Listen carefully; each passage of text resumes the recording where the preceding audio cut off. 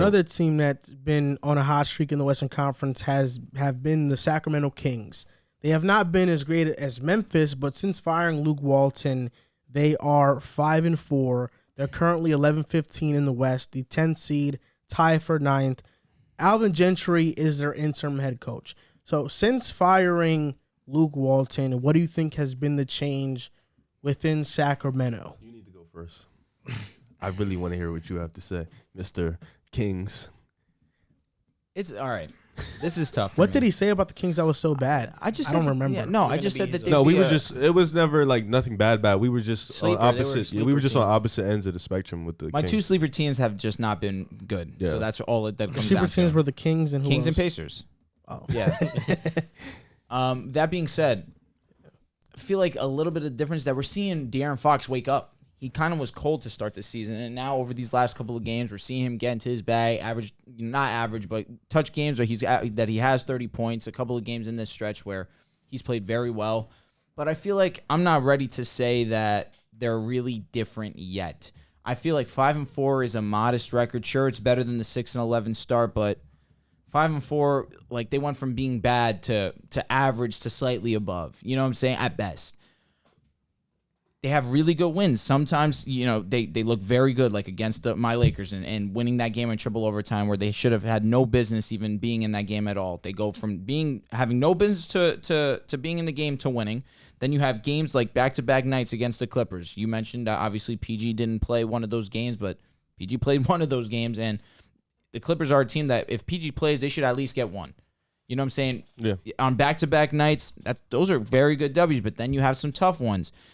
Last night, Darren Fox has a chance to either send the game into overtime or to seal it on his own.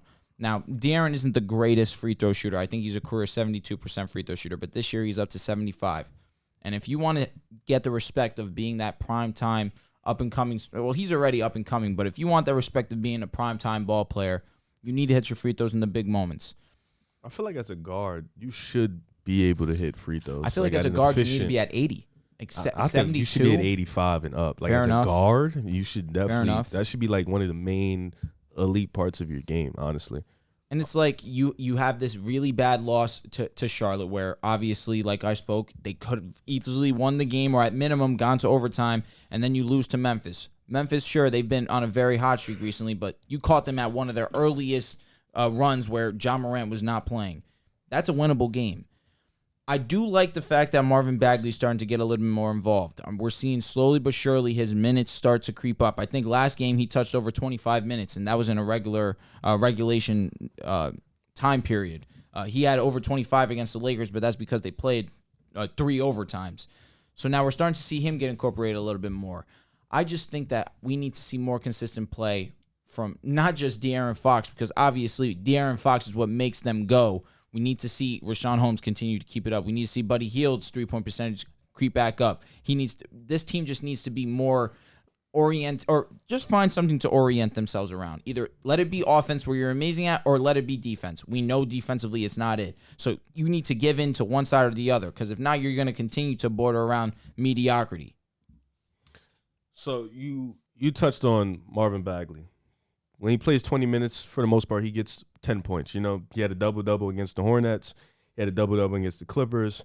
Like you said, against that Lakers game, he 5 for 5. He didn't miss. So what I'm saying? Even in the overtime game, he played good. I think he hit some key shots in overtimes in the clutch.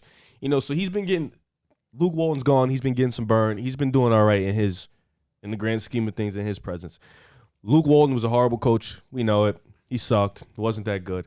Like you said, Darren Fox woke up. And when Darren Fox finally woke up, you could tell this team just started to play much, much better on the defensive end, on the offensive end. They just played with a little bit more energy. Davion Mitchell has been what he's been all year. He's been as advertised. He's that defensive lockdown. His scoring has looked a little better than what it was in college. I think with this Kings team, you just see a little bit more spark. You know what I'm saying? Like, Luke Walton is gone. It's like now we feel free.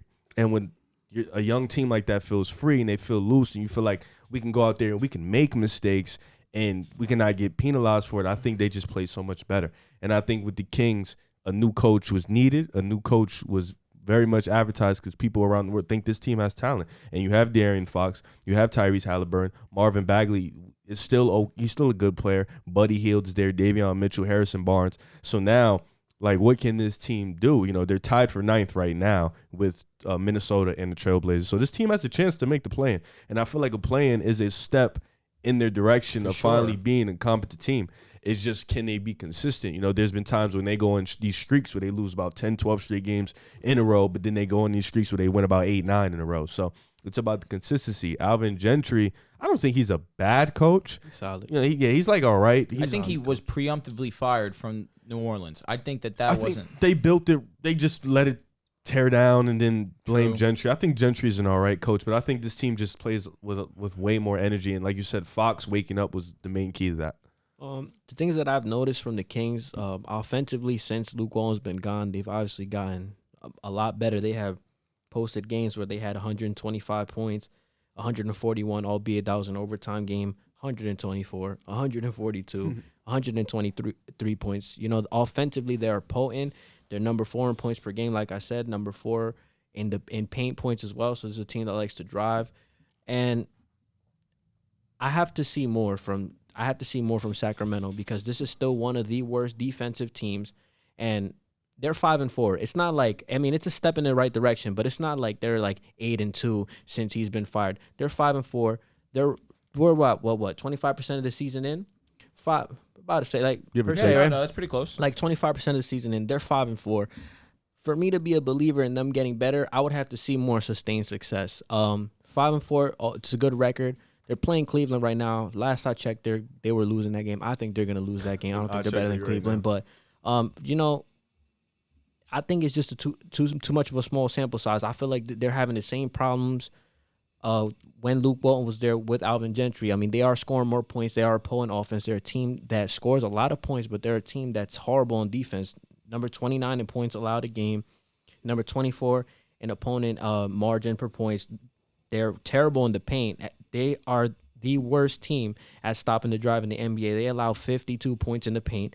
And then on top of that, they're 28th in rebounds. They're one of the worst rebounding teams as well. So this is the team that I have to see, I have to see more sustained success. 5-4 is good. They're 9th seed right now. Hopefully they can make the play-in tournament right now. But, I mean, 5-4 is not enough to have me as a believer in the Sacramento Kings. I have to see more sustained success. You want to say something, Joel? Just a quick note, actually.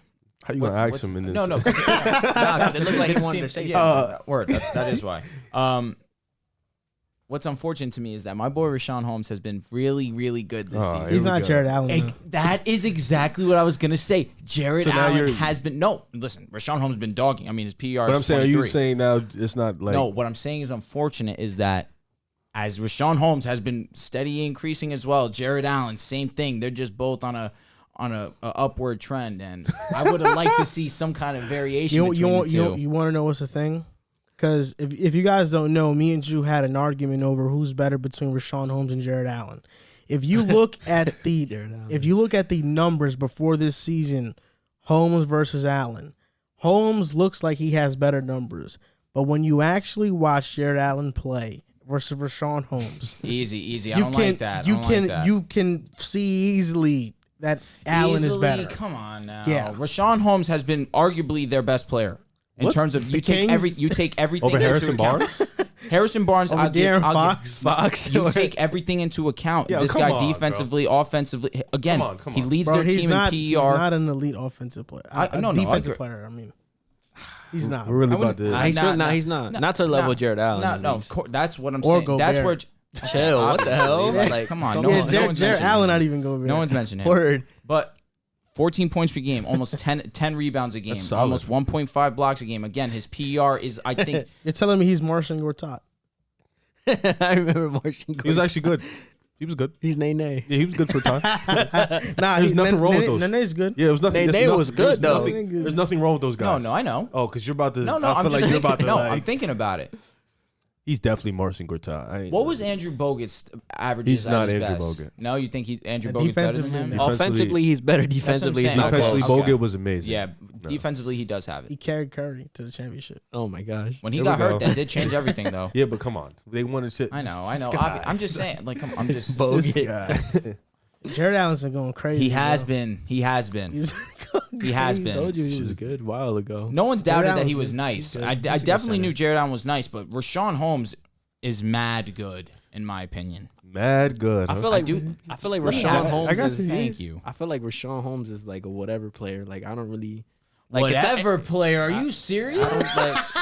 I just think he's like. If you had Rashawn Holmes on your team, Oh my you God. would God. be thanking the good Lord. I would want other center. I'm not saying he's whack. He's a good player, but he's like a whatever. He's like a guy He's that like not I whatever. don't like. Give me another whatever player so I understand what you're Who saying. would you want? Who would you want? Rashawn Holmes or JaVale McGee? I feel like I was honestly. gonna say JaVale. Yo, you saw JaVale McGee last night. He was bugging I was last gonna say night. He was JaVale. hitting threes. For my getting team, to the rim. for my team, I would want JaVale. Defensively, just defensively, team. yeah, I would take JaVale. Y'all are coming crazy right now. But nah, Rashawn Dude is Holmes 6'9". Rashawn Holmes is not whack though. He's just like a player That was a that's 6'9" like whatever. big. JaVale McGee. JaVale tough. I mean, I already told you JaVale's numbers compared to Aiton's. I'll take Valanciunas over him Easily. easily, bro. Why you just Easily. doing this? No, I'm saying like Easily. so that's, yeah. Nah, but You think the Kings should trade Darren Fox and let Tyrese run the one? Because I know that's a debate out there.